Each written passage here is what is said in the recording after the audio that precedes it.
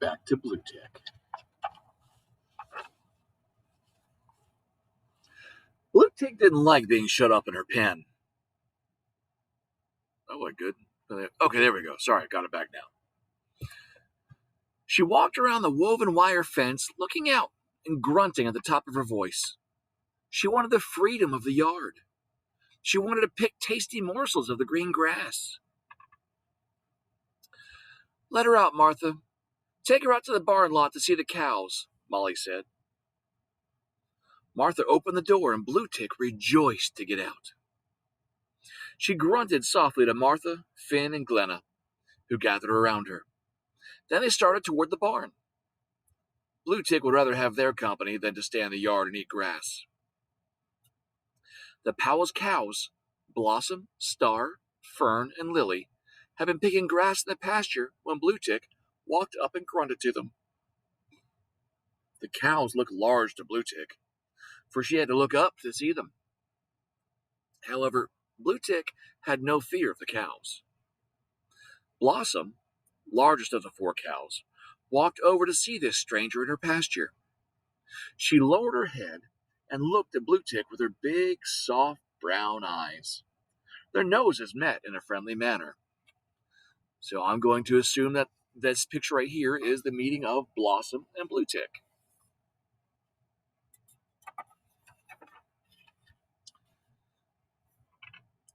She's the one that gives you milk, Bluetick, Martha said. You've made 4 friends. When you're left alone in our yard without anybody to play with, you can come out here and be with the cows. But don't ever believe a cow is your mother. Sarah told us you didn't know your own mother. Come on, Bluetick. Let's go back to the house, Finn said. He put his hand on her back and walked beside her toward the gate. Blossom, Star, Lily, and Fern were still standing in the pasture with their heads up, looking towards them as they went back to the front yard. The Winfields were now paying Sarah 50 cents per day. Sarah came home with her pay in her pocket for Molly to put away for school books and clothes. Molly and Sally prepared lunch while Sarah and Martha fed Bluetick. Soon after lunch, Mick rode down the hill from Greenwood toward home. Sarah, Martha, Finn, and Glenna ran out to the ridge path to meet him. They always ran to meet their father when he rode home from Greenwood. Just as soon as I get to the house, I'll give all y'all something, he said happily when he saw their eager faces. I got something for all of you. Mick was reining in Dick along the path, and Dinah was following. As soon as he reached the house, he dismounted and set the full basket on the ground. Then he untied the rope that held the 100-pound sack of meal for Bluetick onto Dinah's back and lifted the sack down to the ground. Mick took Dick and Dinah to the barn. When he returned, he carried Bluetick's feed into the cellar. What's in the basket, Daddy? Finn asked. Oh, you'll know in a minute. He picked the basket up and walked inside the house. Molly came in and he gave her the groceries from her list. I bought you all oranges, bananas, and mixed candy, Mick told the children. And for you, Molly, a box of that fine thread for your quilting. There were many smiles, happy faces, and thanks. I got another present here for one who can't thank me, Mick said. He lifted a little package up from the bottom of the basket. I got a ribbon for Bluetick, one to go around her neck. Molly opened the little package. A red ribbon, she said. Mick, this has been a great morning. Well, your lunch is ready now. Each day when Sarah went to work for the Winfields, she would fasten Bluetick up in the pen so that Bluetick couldn't follow her. Then after Sarah left, Martha, Finn, and Glenna would let Bluetick out of her pen into the yard. They would play with her. They often would walk back to the pasture with her to see the cows. When the children didn't take her to the pasture to see the cows, Bluetick went alone. She didn't need to have someone with her to open the gate and let her into the pasture. Bluetick would lie down and slide under the bottom wire of the pasture fence. Often, when the cows would lie down in the soft green grass in the warm sunlight, Bluetick would go to the pasture and lie down with them. Sometimes she would lie on her back, close her eyes as if she were asleep, let the sun warm her tummy. She became so friendly with the cows that she would follow them and eat like they did. Mom, I believe Bluetick thinks she's one of the cows. Sorry, one more time. Mom, I believe Bluetick thinks that one of the cows might be her mother, Sarah said to her mother one day at drinking and milking time. Bluetick was standing very close, watching Molly milk Blossom. She was watching where the milk was coming from and where it was going. Sarah was milking Fern. When her mother was not looking, Sarah squirted milk into Bluetick's mouth. Bluetick liked the milk served this way. Bluetick seemed content now to stay home with Martha, Finn, Glenna, and the cows. One evening, after Bluetick had been fed and the pals were around the supper table, Bluetick walked up to the table. She was talking to the family in loud grunts. Uh, uh, uh, how'd that pig get in here? Mick asked gruffly. I don't know, Sarah said. The front door was closed. Sarah got up to see what had happened. The house had a wooden front door and a screen door. The wooden door was open to keep the house cooler. When Sarah looked at the screen door, she saw the Bluetick had pushed a hole in the screen and walked through. She came through the screen, Sarah said. I have refused all my life to let a dog or a cat come into this house, Mick said. I know I'm not going to let a pig in. Respectable and clean people like we are can't live with the hogs. When Mick said these words, Bluetick walked over to the chair where he was sitting. She looked up into Mick's face and grunted loudly. All of the pals around the table started laughing. Bluetick is talking to you, Dad, Sarah said. She's telling you she is one of us. I like Bluetick, and I think she's the best pet you ever had, Mick said. She's even better than the pet black snake you had, but I am not going to have her in the house. Take her out of the house and close the wooden front door to keep her out. I'll take her out, Daddy, Glenna said. She got down from her chair, which was beside her mother. She walked over to Bluetick and put her hand on Bluetick's back. Come on, sweet thing, she said softly to Bluetick. Bluetick walked back through the house with Glenna. Glenna didn't open the front screen door. Bluetick went back through the hole in the screen, out into the front yard. Bluetick went back into her pen to sleep on her bed of leaves. As you can see, that sad, dejected pig. It's like, oh man, what did I do? But, it's a pig. What are you going to do? The Powells went to Plum Grove Church each Sunday. It was 2 miles away. It was a rural, one-room Methodist church on a hilltop. It had a steeple on top with a large bell that could be heard from miles away on Sunday mornings when it called the Plum Grove people to church services. When the Powells went to Plum Grove, they walked over a path that wound through the forest out across a pasture field. It was a beautiful walk in all seasons of the year. On the last Sunday in May, the Powells dressed in their best clothes to go to church as usual. Bluetick had a good breakfast. Then she trotted out to the pasture to join Fern, Lily, Star, and Blossom in the sun. When the Powells left the house, each one looked at the contented cows lying on the grass, and Bluetick there among them. Bluetick was lying as close to Blossom as she could get. Let me see who's saying this line. Okay. I'm glad Bluetick has found friends that she likes. She's really friendly with the cows, Molly said. I think she knows they feed her milk, Mom, Sarah said. Wait a minute. I gave her Sally's voice. I think she knows they feed her milk, Mom, Sarah said. Bluetick is smart. Well, you're right, Sarah, Mick said as they walked down the path. Look how fast Bluetick has caught on to everything. I'm glad she likes the cows and that they have become her friends. Maybe she won't want to follow us like she has, Molly said. They continued along the path to the church. Listen, Molly said. She stopped on the path. I hear grunts, she said. I hear Bluetick coming. Bluetick was following behind them.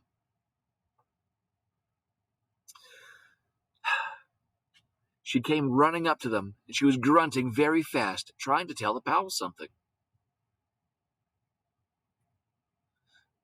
Mom, she's trying to say she wanted to go to church too, but we ran off and left her when she was taking her morning sun bath with the cows, Sally said with a giggle. All of the Powells laughed but Mick. I'll tell you, Bluetick is going to be a problem, Mick said. What will we do? Turn back? No, we will not turn back, Molly said. It will not be a sin in the eyes of our Lord if a pet pig follows us to church. I know that swine were not the most popular animals in our holy Christian Bible. But I feel that if Bluetick were really a human being, as she thinks she is, she would be a Christian and a Baptist by choice. Molly Powell was a Baptist, and her husband Mick was a Methodist. Since there was not a Baptist church within 20 miles, Molly went to the Methodist church with her husband and children. I think the Bluetick would be a Methodist, Mick said.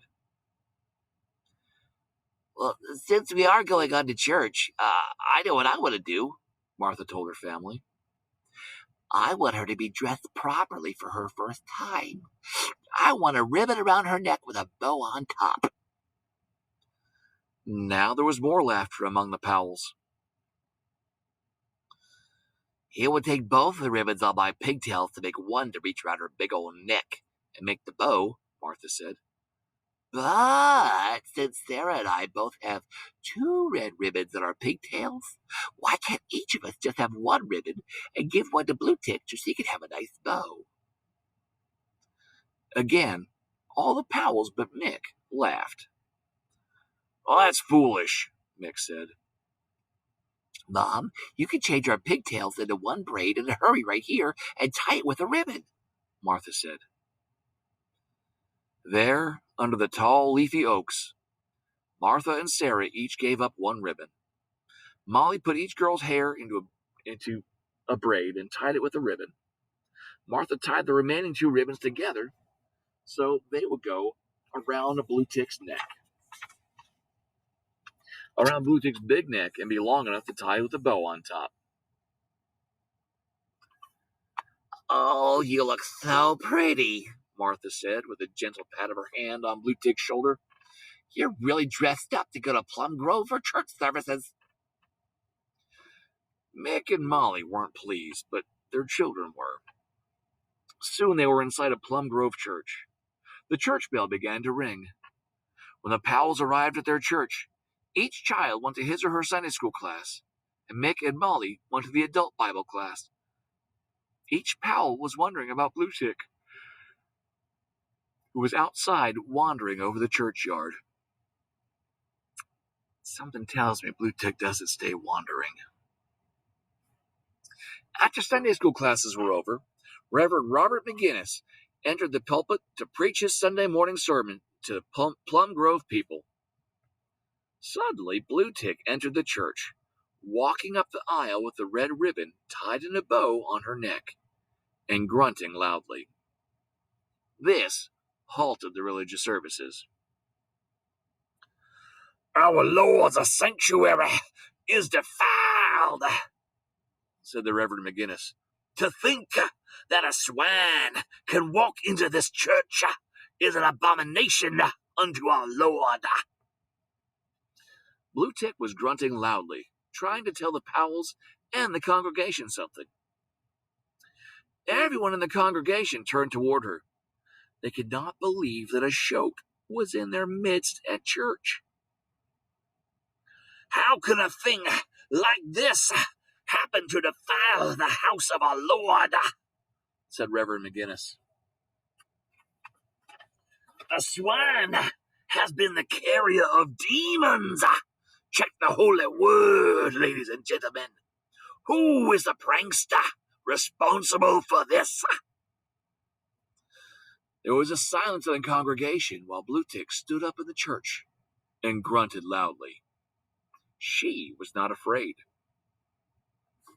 She felt at home among the congregation. "I know what a demon is," Sarah said. She rose up from her seat in the Plum Grove church. "It is a devil. Bluetick is my pet pig, and she does not have any devils in her. Bluetick is a friend to people. She is as nice can be. She doesn't know what a devil is. All she knows is to love and be loved." Reverend McGinnis, I'm sorry about what has happened, Mick Powell said. Bluetick is a pet pig. She thinks she's one of us, and she followed us to church.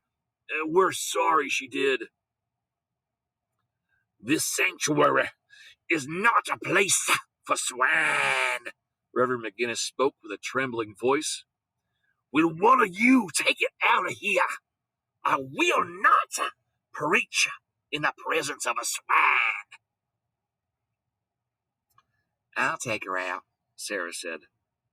Sarah walked over and put her hand on Bluetick's back.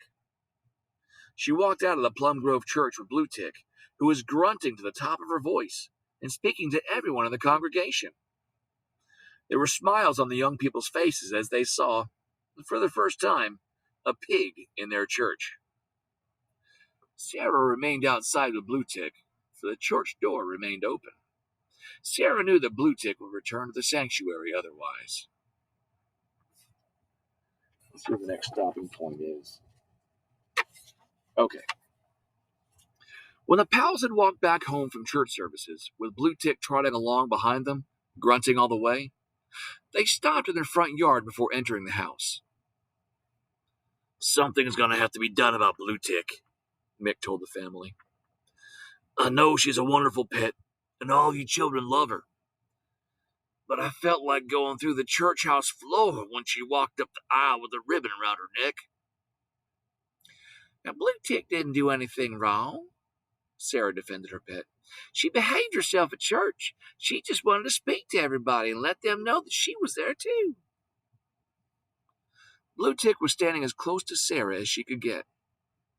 All the time that the Powells were talking, Bluetick was talking too.